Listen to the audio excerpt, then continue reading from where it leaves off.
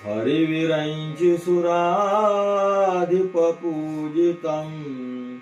यमजनेश धनेश नमस्कृतम्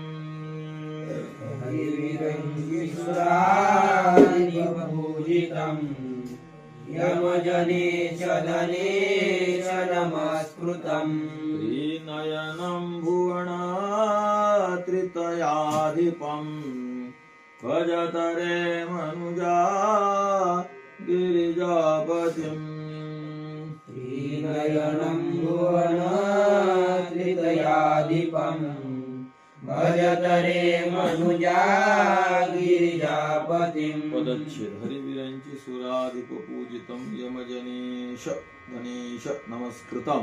त्रिनयनं भुवन त्रितयाधिपं भजत रे मनुजा गिरिजापतिम् अन्वय रे मनुजा हरिवीरांची सुराधिप पूजितं यमजनेश धनेश नमस्कृतं त्रिनयनं भुवन त्रितयाधिपं गिरिजापतिं भजत अन्वय अर्थ रे मनुजा हे माणसांनो हरिवीरांची सुराधिप पूजितं पूजितं निष्ठा प्रत्यय आहे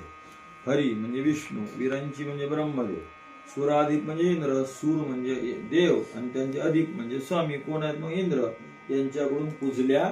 गेले यमजनेश म्हणजे यम धनेश म्हणजे काय धनाचा ईश कोण आहे कुबेर आणि यमाकडून आणि कुबेराकडून जे नमस्कारिल्या गेलेले आहे त्रिनयनम ज्यांना तीन डोळे आहे आणि भुवन त्रितय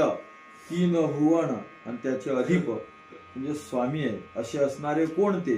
गिरिजापती गिरिजा म्हणजे गिरीपासून झालेली पार्वती त्या पार्वतीचे हे पती आहे आणि अशा त्या पार्वती पतीची तुम्ही काय करा भजत सेवा करा भजन करा जय श्री